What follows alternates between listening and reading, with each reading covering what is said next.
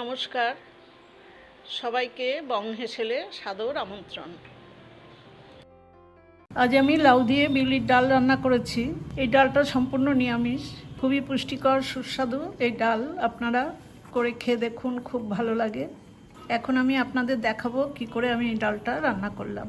ডালটা রান্না করবার জন্য আমি গ্যাসের উপরে একটা কড়াই বসিয়ে তাতে দেখুন 1 কাপ বিউলির ডাল শুকনো কড়াইতে ভেজে নেব। আঁচটা মিডিয়ামে করে আমি ডালগুলো একটু লাল লাল করে ভেজে নেব। বিউলির ডাল একটু ভালো ভাজা হলে ভালো গন্ধ হয়, খেতেও ভালো লাগে। মিডিয়াম ফ্লেমে প্রায় 3-4 মিনিট সময় নিয়ে আমি ডালটা ভেজে নিলাম। খুব ভালো গন্ধ বেরোচ্ছে। আমি গ্যাসের ফ্লেমটা অফ করে দিয়ে ডালটা একটা বাটিতে ঢেলে নেব। ডাল ভাজাটা বাটিতে নামিয়ে নিয়েছি। এবার এই ডালটা খুব ভালো করে ধুয়ে নেব। 3-4 বার জল পাল্টে পাল্টে ধুয়ে ডালটাকে ঘন্টাখানেক আমি ভিজিয়ে রাখবো। বিউলির ডালটা প্রায় 1 ঘন্টা জলে ভিজিয়ে রাখার পর আমি ডালটাকে একটা কুকারে, ছোট কুকারে দিয়ে দিয়েছি।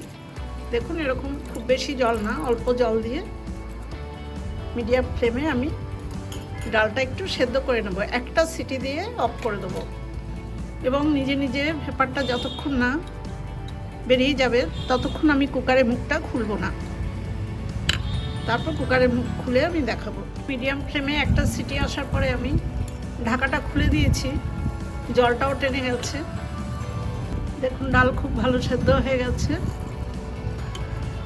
আর ফ্লেমটা অনেক জোরে থাকলে কিন্তু তাড়াতাড়ি সিটি এসে যায়, তাতে ডাল 1 সিটিতে হবে না, তখন 2টো সিটি দিতে হবে। এবার পাশের ফ্লেমে আমি একটু গরম জল বসিয়েছি, পরিমাণ মতো গরম জল দেব। এই বিউলির ডালটা কিন্তু আমি খুব পাতলা করব না, একটু ঘন থাকবে আর ডালও কিছুটা দানা দানা ভাব থাকবে। বিউলির ডালটাতে আমি লাউ দেবো, সেই জন্য দেখুন একটা ছোট লাউয়ের হাফ লাউ খুব বড় বড় করে সাইজ করে কেটে নিয়েছি।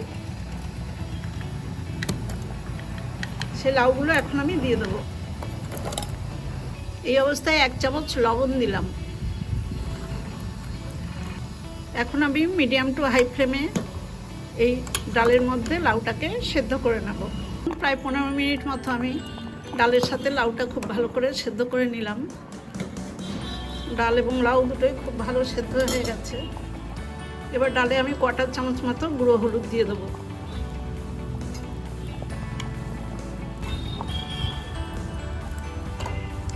এই ডালটা পাশে বার্নারে লো ফ্লেমে রেখে এই বার্নারে আমি একটা তড়কা বা ফোড়ন রেডি করব। ফোড়নের জন্য একটা ছোট কড়াই বসিয়ে তাতে আমি 2 টেবিল চামচ সর্ষের তেল দিয়ে দিয়েছি।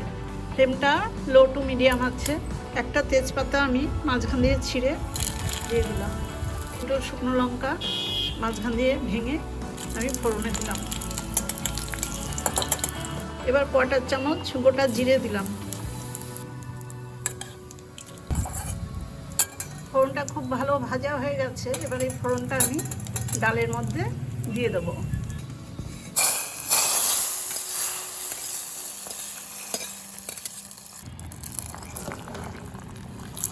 ফোড়নটা ডালে দিয়ে দিলাম।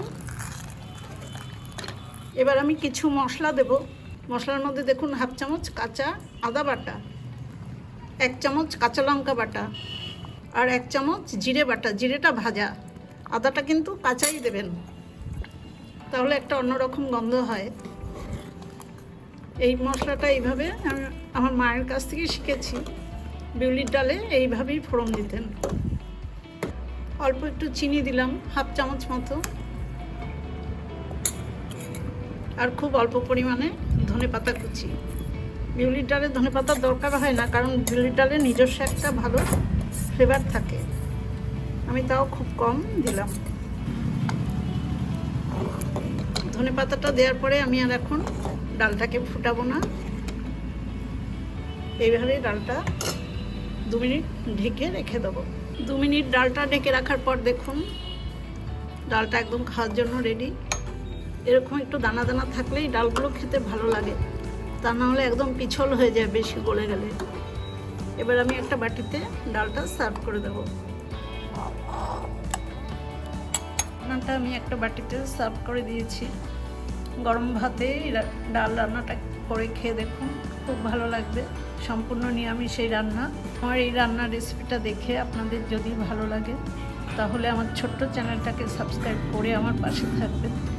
বেল আইকনটাও প্রেস করে দেবেন, লাইক করবেন, শেয়ার করবেন আর কমেন্টস করে জানাবেন কেমন হলো। সবাই খুব ভালো থাকবেন, সুস্থ থাকবেন। ধন্যবাদ।